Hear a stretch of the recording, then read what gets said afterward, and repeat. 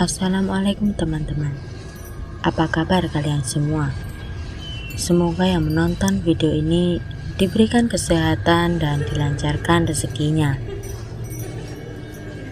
Di cerita horor pendakian kali ini, kita akan menceritakan kisah pendakian tahun 80-an. Sebut saja Alex, Iqbal Latif, dan Gagah Pribadi. Mereka adalah mahasiswa UNED. Cerita ini berasal dari penuturan langsung Puji Winarto atau Alex, leader dari rombongan ini. Cerita ini dimulai saat ketiganya berencana mendaki ke Gunung Slamet via Bambangan. Ketiganya tiba di Serang, Purbalingga, lalu melanjutkan berjalan kaki untuk mencapai desa Bambangan. Saat itu, ketiganya mendaki Gunung Slamet dengan status pendaki liar. Mereka hanya meminta izin kepada penduduk sekitar. Setelah sholat Isya, mereka memulai pendakian ke Gunung Slamet. Saat itu, pos 1 terletak di Samarantu, yang saat ini Samarantu adalah pos 4. Alex yang pertama keluar dari semak yang membentuk terowongan itu mendapati dua bangunan permanen berwarna putih dengan desain menyerupai cungkup atau atap yang biasa ada di atas pemakaman. Karena baru pertama kali mendaki ke Gunung Slamet dan tidak tahu bagaimana wujud pos Samarantu, Alex mengira bangunan yang ia lihat adalah pos 1 Samarantu. Anehnya, posnya nggak ada pintunya. Semua tembok putih.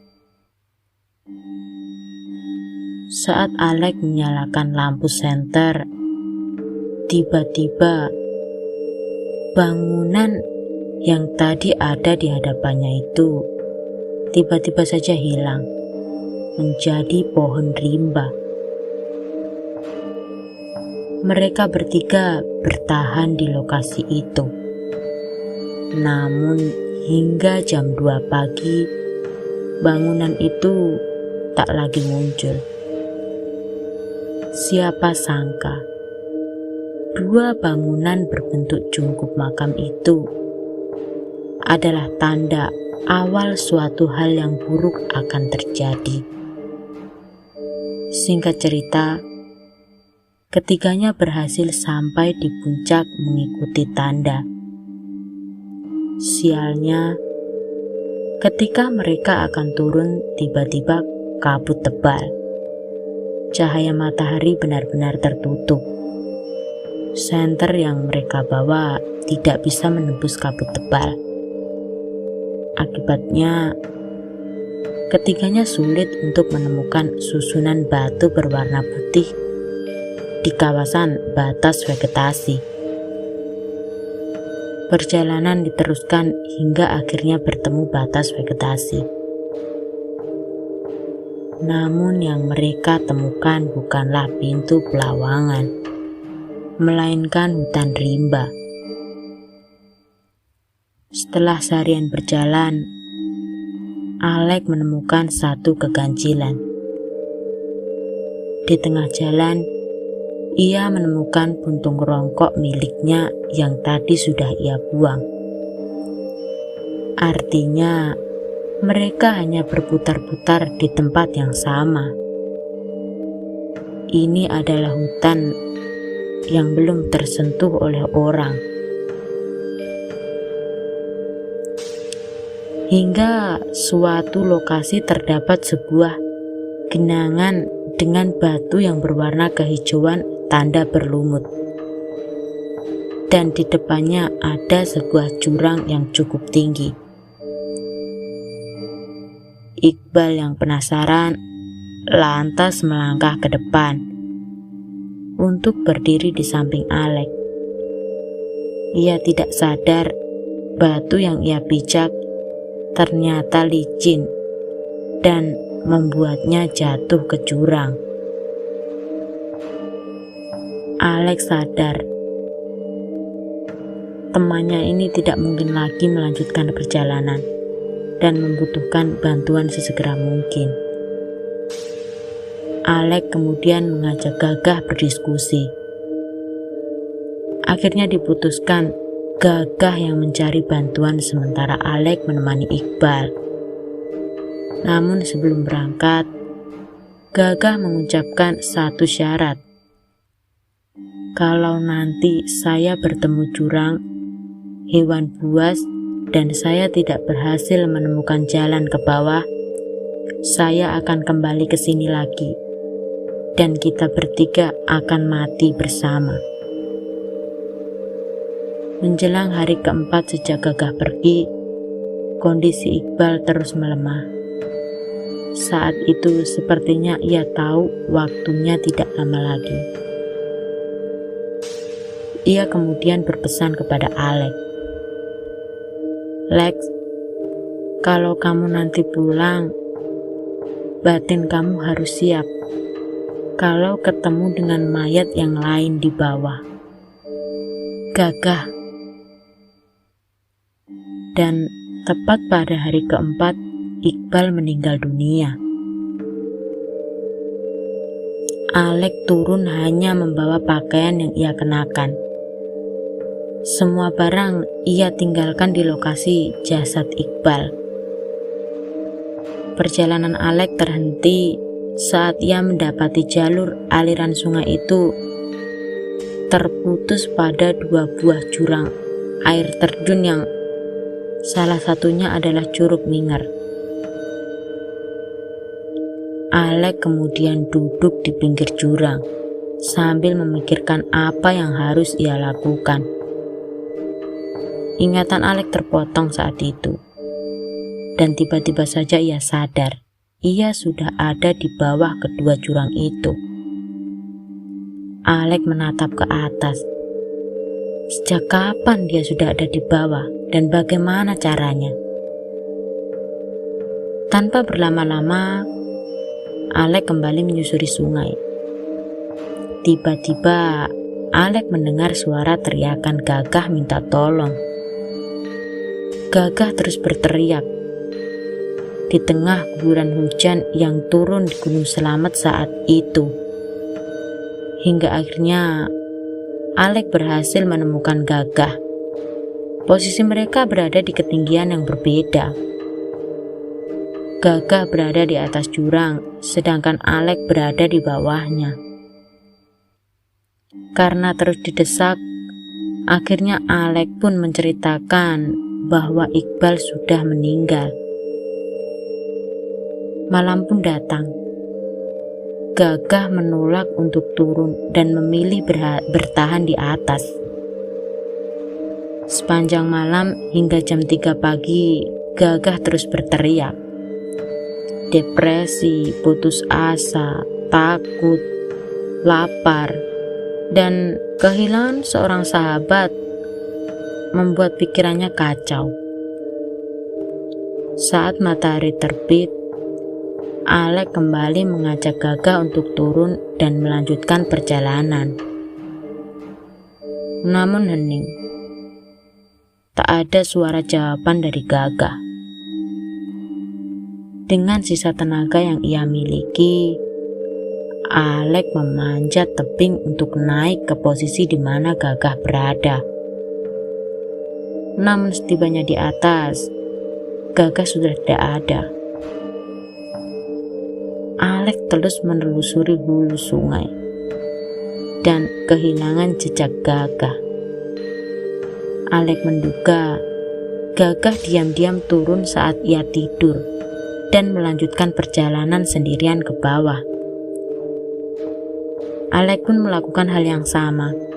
Ia melanjutkan perjalanan dan melalui banyak kejadian di luar nalar. Singkat cerita, Sampailah Alek di perkampungan. Ia pun menceritakan apa yang terjadi di atas sana. Tim SAR berhasil mencapai lokasi di mana jasad Iqbal terakhir berada. Namun yang membuat Alek heran adalah laporan dari tim yang mengatakan mereka menemukan pakaian Iqbal Latif. Dari baju, celana, hingga pakaian dalamnya ada di lokasi tersebut, tapi tidak dengan jasadnya. Sesuatu telah membawa jasadnya pergi. Masih di lokasi yang sama, Alek menerima laporan bahwa tim kepolisian dan tim rescue menemukan sebuah ransel merah yang dibawa Gagah untuk menerobos hutan. Itu artinya Gagah tidak pernah melanjutkan turun ke bawah sebagaimana apa yang diperkirakannya. Gagah memilih kembali ke atas dan menemani jasad Iqbal seperti yang ia inginkan. Dokter menyimpulkan Iqbal Latif mati suri, kemudian terkena hipotermia sehingga berhalusinasi membuka pakaiannya sendiri dan kemudian dimakan binatang buas. Tapi Alek tidak percaya dengan teori itu, karena saat di atas ia sudah memastikan bahwa temannya ini tidak mati suri. Alek merasa orang-orang harus tahu apa yang sudah terjadi pada proses pencarian Iqbal dan Gagah, dan apa yang menyebabkan pencarian itu dihentikan. Fakta yang selama ini diminta untuk dirahasiakan dan jangan dibocorkan ke publik. Fakta yang selama 30 tahun ia rahasiakan. Alek baru berani menceritakan ini melalui laman FB-nya pada 2015 lalu,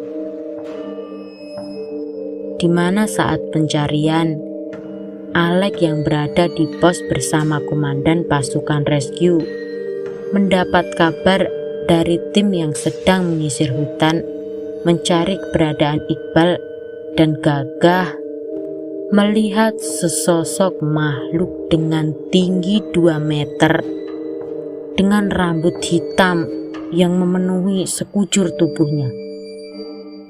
Makhluk ini melayang dengan menggendong mayat manusia telanjang yang sudah mengeluarkan bau. Jasad yang diyakini oleh Alek adalah Iqbal. Komandan yang berada di sisi Alek saat itu langsung memerintahkan makhluk itu untuk ditembak. Makhluk itu tembus, tidak dapat ditembak. Masih dengan menggendong mayat telanjang tadi, makhluk itu terbang ke salah satu pohon besar dan menghilang. Setelah temuan makhluk misterius ini, pencarian dihentikan. Sejak saat itu, sosok Iqbal dan Gagah menjadi banyak dibicarakan oleh para pendaki Gunung Slamet.